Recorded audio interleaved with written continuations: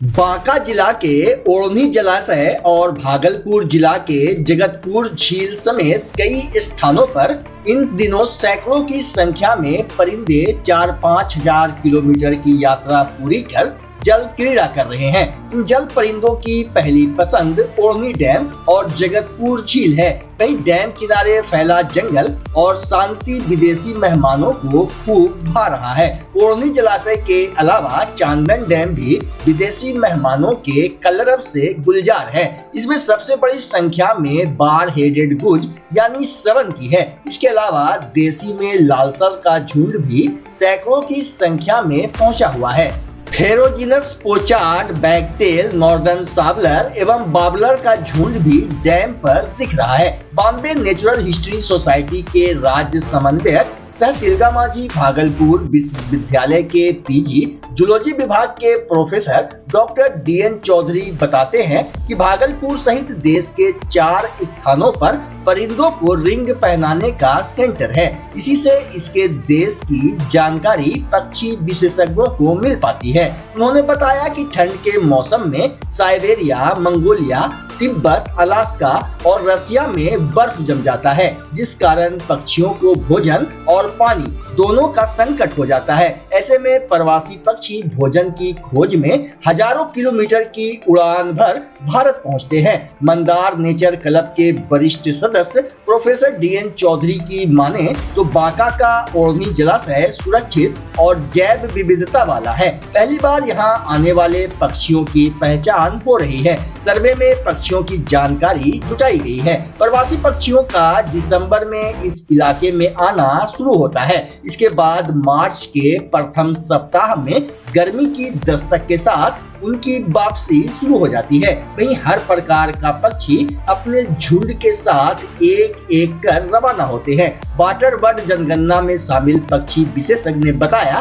कि हमें मेहमानों की तरह पक्षियों का भी स्वागत करना चाहिए। अगर उसे नुकसान नहीं पहुंचाएंगे तो ओढ़नी डैम पर विदेशी मेहमानों का बड़ा बसेरा बनेगा। इधर बांका और भागलपुर जिला के आधा दर्जन जलाशय 7 समंदर पार के मेहमानों से गुलजार हैं। मौसम के बदले मिजाज के बीच मेहमानों का कलरव जलाशयों का सन्नाटा चिरने लगा है। परिंदे इसमें जमकर जल क्रीड़ा कर रहे हैं। पक्षियों के आने का सिलसिला भी जारी है। जानकार बताते हैं ये परिंदे करीब 4 महीने तक बांका और भागलपुर की आबो हवा में भोजन जुटाएंगे और मस्ती करेंगे।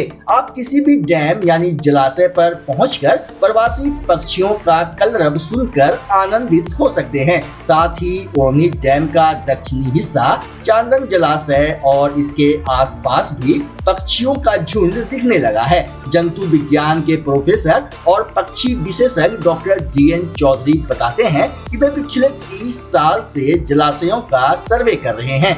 उन्होंने बताया कि बांका के डैम पर राजहंस, बार हेडेड गुज, चकवा, रिडरटन, पंकौआ, सिल्ही, लालसर, सुरखाव, गढ़वाल सहित कई पक्षियों का बड़ी संख्या में आगमन होता है। वे बताते हैं कि रूस, साइबेरिया, मंगोलिया, अलास्का से ये पक्षी बांका के जलाशयों पर आते हैं। प्रोफेसर चौधरी की माने तो बार हेडेड गुज सबसे अधिक ऊंचाई पर उड़ने वाला पक्षी है। मंगोलिया या अलास्का से भोजन की खोज में चलने के बाद यह बीच में 1-2 जगहों पर कुछ दिनों के लिए रुककर अपना भोजन जुटाते हैं और इसी भोजन के भरोसे वह भारत के विभिन्न वेटलैंड पर पहुंचता है। कई देश बार हेडेड गुज को रिंग भी पहनाते हैं। इधर एक सवाल के जवाब में AWC के district coordinator doctor DN Chaudhary ने कहा कि विलुप्त प्राय पक्षी बड़े गरुड़ की संख्या विश्व में सबसे अधिक भागलपुर जिला में है। यहाँ 700 से ज्यादा की संख्या में गरुड़ हैं। उन्होंने बताया कि भागलपुर में गरुड़ रेस्क्यू एवं पुनर्वास सेंटर भी है। देखिए न्यूज अंग बिहार से विशेष बातचीत में क्या कुछ कह रहे हैं बिहार में पक्षियों के शोध, सर्वेक्षण और उनके संरक्षण में दिलचस्पी रखने वाले परिंदा प्रेमी TMU जूलॉजी विभाग के प्रोफेसर DN चौधरी। भागलपुर और बांका के जलाशयों में 7 समंदर पार से विदेशी मेहमानों के आने का सिलसिला जारी है।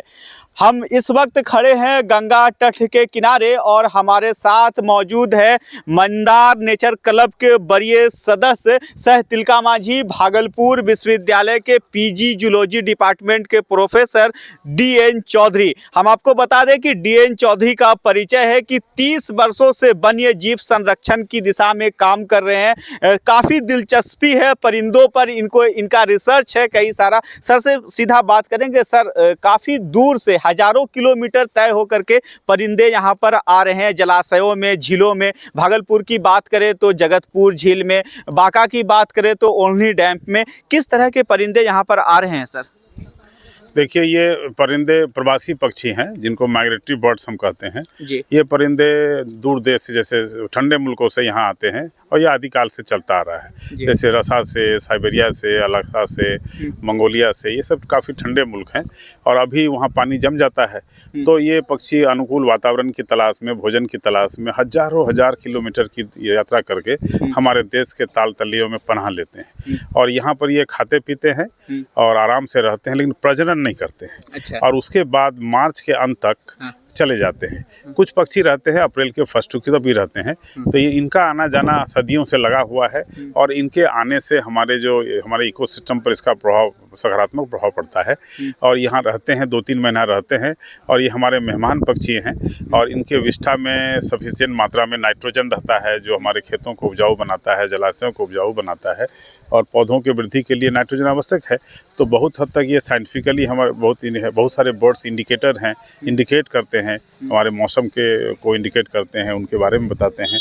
और ये प्रवासी पक्षी रसा से, मंगोलिया से बड़े दूर दूर से आते हैं और मैक्सिमम पक्षी जो हैं जाड़े शरद ऋतु में आते हैं। इनको हम विंटर विजिटर्स भी कहते हैं। इनमें मुख्य रूप से अगर आप देखिए तो भागलपुर और बहुत सारे जलाशय हैं, जैसे जगतपुर है, गंगा प्रसाद है। AWC के दरमियान, एशियाई जल पक्षी गणना के दरमियान हम लोग इसकी गणना भी करते हैं और जो 2022 से स्टार्ट हुआ, ये मिनिस्ट्री ऑफ इन्वायरमेंट और Bombay natural history society Mumbai के संयुक्त तत्वाधान में चल रहा है। और मैं भागलपुर और बांका का कोऑर्डिनेटर भी हूँ। ओढ़नी डैम में भी मैंने सर्वेक्षण किया और उनका रिपोर्ट सबमिट किया। 22, 23, 24 और 25 में भी करेंगे। और यहाँ जगतपुर में गंगा प्रसाद झील, आपका डिम्हा झील और बहुत सारे अगल बगल के जलाशयों में हमने काम किया है। काफ़ी पक्षी यहाँ आते हैं, जैसे मुख्य रूप से आप देखिए लालसर, red crested pochard, common pochard, Garhwal जिसको हम लोग कुगरैल कहते हैं, उसके बाद नीलसर है, ये नॉर्दर्न पिंटेल है, उसके बाद आपको रैप्टर्स में बूटेड ईगल है, कैसरेल है। तो बहुत सारे पक्षी यहाँ आते हैं। गिनती साइबेरिया से भी सर कुछ पक्षी आते हैं, बताइए। साइबेरिया से भी आते हैं।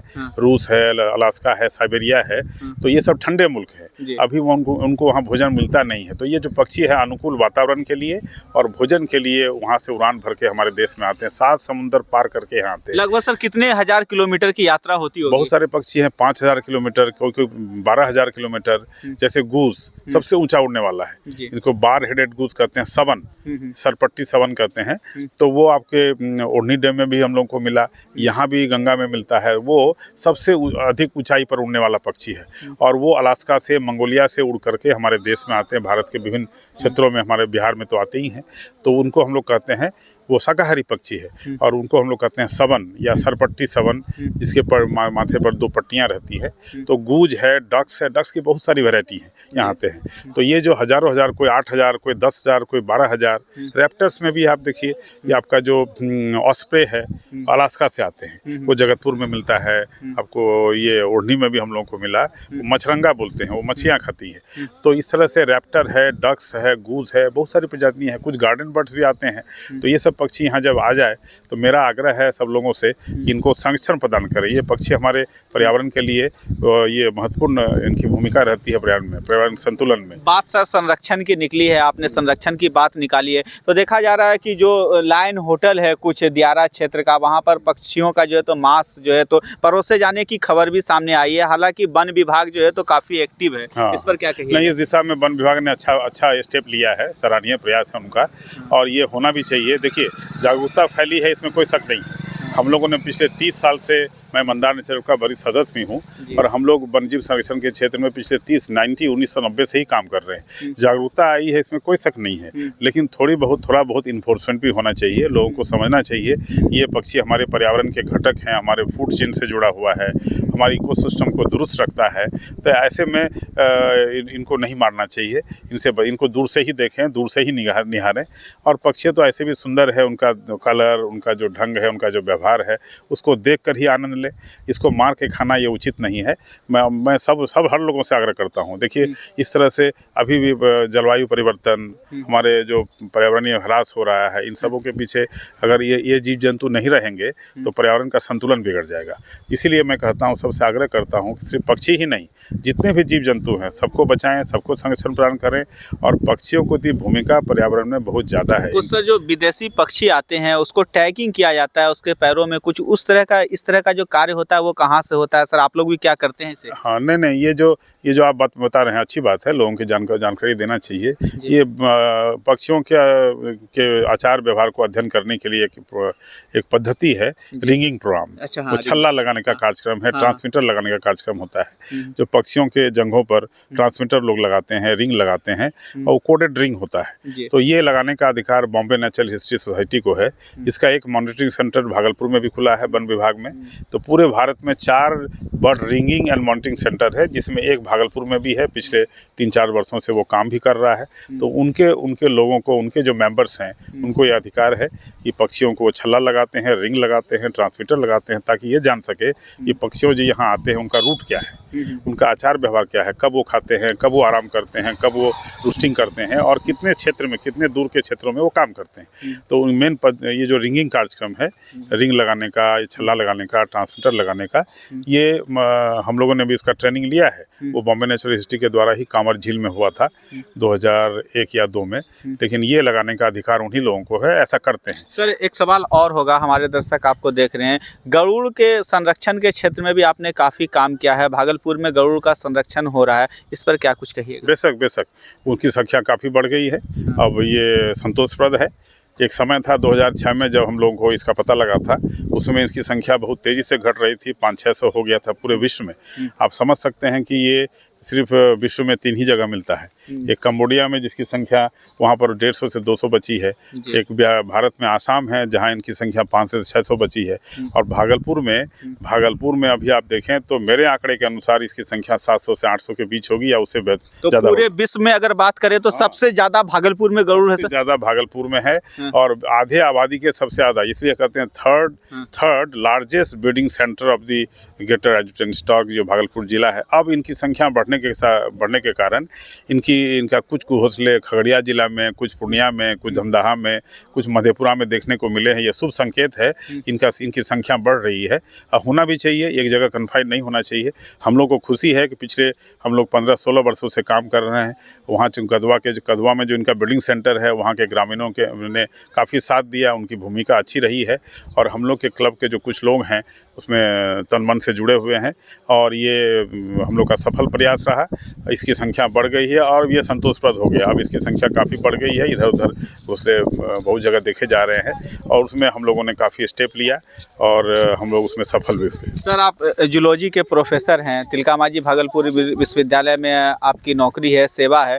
आखिर कैसे समय सर निकाल पाते हैं इतने सारे कार्यों को करने के लिए? एक प्रोफेसर की भी एक ड्यूटी है सर आपकी, कैसे समन्वय बना पाते हैं सर? क्या छुट्टियां यहाँ से मिल पाती है या नहीं मिल पाती है, या फिर कैसे मैनेज करते हैं सर? बेशक देखिए, पहले तो नौकरी है, जहाँ हम काम करते हैं उसके प्रति वफादार हैं। वहाँ तो काम करना ही है, बच्चों को पढ़ाना ही है। उसके अलावा जब भी छुट्टियाँ मिलती है संडे को, और तब हम लोग काम करते हैं। जैसे अभी छुट्टी है, अभी सीजन भी है, कल भी हम बाहर गए थे, जगतपुर घूम के आए। तो इसी तरह से ये सामंजस्य मिला के लगता है सर सीएल लेके भी काम करना होगा इन पक्षियों के संरक्षण में। जरूर, कभी विभाग से छुट्टी नहीं मिलती है, तो ऐसे में हम सीएल लेके काम करते हैं, चूँकि ये मेरा पैशन भी है। अच्छा। चूँकि मैं बच्चे से ही जुड़ा हुआ हूँ, और पिछले 30-40 साल से जुड़ा हुआ हूँ, पक्षियों में मेरी दिलचस्पी रही है। इसीलिए मैं कभी नहीं मिलता है तो मैं सीएल लेकर भी चला जाता हूँ, क्योंकि कितना सीएल मिलेगा। तो इसलिए ये काम छूटेगा नहीं, मेरे पसंदीदा काम है। और ये संरक्षण का जो प्रयास है, ये होना चाहिए। और अगर ये जीव जंतु नहीं बचेंगे तो फिर पर्यावरण का संतुलन ही टूट जाएगा। और ये तो मेरा पैशन है, पक्षियों में मेरी काफ़ी दिलचस्पी है, तो जब भी मौका मिलता है मैं अपने टीम को लेकर चले जाता हूँ। और 2 से 10 के बीच में जो फरवरी में काम करता हूँ, मुझे छुट्टी मिले ना मिले, मैं CL लेके काम करूँगा, मैं ये लेके काम करूँगा, लेकिन मैं करूँगा जरूर। एक फैशन सर आपका है, लेकिन हमारे जो दर्शक हैं न्यूज अंग बिहार के, वो यह जानना चाहते हैं आपसे कि इन जो पक्षी जो हैं भागलपुर में, इसकी गणना कब होगी सर? एक अंतिम सवाल। हम लोग तो हर साल 2 फरवरी 2 फरवरी को विश्व वेटलैंड डे है, आर्द्र भूमि दिवस है। मैं उस दिन से शुरुआत करता हूँ और उसके बाद 2 से 10 के बीच में मैं ओढ़नी डैम, बांका और भागलपुर के जितना भाग हमको मिलता है मैं वो कर लेता हूँ। जैसे जगतपुर झील है, गंगा प्रसाद झील है, डीमा है और गंगा का कुछ भाग है, ये करता हूँ। और उसके बाद मैं बांका ओढ़नी डैम को कवर करता हूँ। तो ये 2 से 10 के बीच में कोशिश करता हूँ कि इस बीच में ख़त्म हो जाए, क्योंकि उतनी छुट्टियाँ तो मिलती नहीं है। तो ये विदेशी मेहमानों के आने से सर कहीं ना कहीं पर्यटन को भी बढ़ावा मिला है। लोग दूर दूर तक भागलपुर से मैं देख रहा हूँ कि ओढ़नी डैम लोग जा रहे हैं। हाँ, ओढ़नी डैम जो है इको टूरिज्म वहाँ डेवलप किया गया है पिछले 2022 से ही, 2021 से ही। मैं वहाँ 2022 से मैं गणना कर रहा हूँ। काफ़ी बहुत सुंदर है और लोगों ने वहाँ प्रयास किया है उसको काफ़ी विकसित करने का। उसके साथ साथ उसके पहले ये रिपोर्ट नहीं, मुझे सूचना मिली थी कि वहाँ कुछ पक्षी आते हैं। जब मैं वहाँ गया तो बड़ा आश्चर्य हुआ कि वहाँ भी काफ़ी पक्षी आते हैं और अच्छे अच्छे पक्षी, प्रवासी पक्षी वहाँ मिले। जैसे हमने कहा बार हेडेड गूज है, ऑस्प्रे है, लालसर है, कॉमन पोचार्ड्स है, टफ्टेड पोचार्ड्स है, तो ये सब हमको मिला। तो ये हिडन जेम था, छुपा हुआ था। जब मैं वहाँ गया तो इसकी जानकारी हमने वन विभाग को और BNHS को दिया। इस बार मैं, हो सकता है अगर पॉसिबल हुआ तो मैं चांदन डैम को भी कवर करूंगा, जो बांका जिले में अवस्थित है। उनके बारे में मुझे सूचना मिली है कि कुछ पक्षी वहाँ भी आते हैं। तो अच्छी बात है। इसे धीरे धीरे हम लोगों ने लगभग पूरे बिहार में 80 से 90 जलाशय को कवर किया है, पूरे बिहार में इस गणना के अनुसार। तो मैं भागलपुर और बांका को कवर करता हूँ। सब जगह जाना पॉसिबल नहीं है। पहले तो मैं कांवर भी जाता था, कटिहार, गोगाबिल, कांवर, पूरे बिहार में पहले सर्वे कर चुका हूँ, लेकिन अब पॉसिबल नहीं हो पाता है। लेकिन फिर भी जो जिम्मेदारी मिलती है उसको मैं बखूबी से निभाने का प्रयास करता हूँ। बहुत बहुत धन्यवाद सर न्यूज अंग बिहार से बात करने के लिए। चलिए, आपके चैनल को बहुत बहुत धन्यवाद कि आपने एक विशिष्ट ज्वलंत मुद्दा को हमसे बुलवाया। और ये अच्छी बात है। लोगों को मैं मैसेज जाना चाहिए कि वो हमारे मेहमान पक्षी है, उनको संरक्षण प्रदान करें। और ऐसे ही हम लोग कहते हैं कि अतिथि देवो भव, उनके आने से हमारा पर्यावरण खुशहाल रहता है। ये शुभ संकेत है उनके आने से कि जलाशय भी ठीक रहते हैं और हमारा इकोसिस्टम भी ठीक रहता है। चलिए, बहुत बहुत धन्यवाद आपके चैनल को। तो ये अभी आप सुन रहे थे प्रोफेसर DN चौधरी को, जिन्होंने पक्षियों के बारे में विस्तृत जानकारी दी। बताया कि कैसे विदेशी मेहमान 7 समंदर पार होकर के हमारे इलाके में आते हैं, हमारे जलाशयों में आते हैं। प्रोफेसर DN चौधरी का साफ तौर पर कहना रहा कि जो गरुड़ की जो संख्या है वो भारत ही नहीं बल्कि विश्व में जो सबसे ज़्यादा गरुड़ पाया जाता है वो भागलपुर में यहाँ पर हुआ है, गरुड़ का प्रजनन हुआ है। और अब गरुड़ यहाँ से दूसरे जिलों में भी जा रहे हैं और दूसरे राज्यों में भी जा रहे हैं। तो यह एक शुभ संकेत है। कहीं ना कहीं हम भी आपसे अपील करेंगे कि आप अपने जलाशयों में, आपके इलाके में जो जलाशय है, जो विदेशी मेहमान आते हैं, उसको आप किसी तरह का नुकसान नहीं पहुंचाए। और आप इस तरह की खबर देखने के लिए बने रहे न्यूज अंग बिहार के साथ। मैं अपने सहयोगी के साथ सैयद इनामुद्दीन, भागलपुर।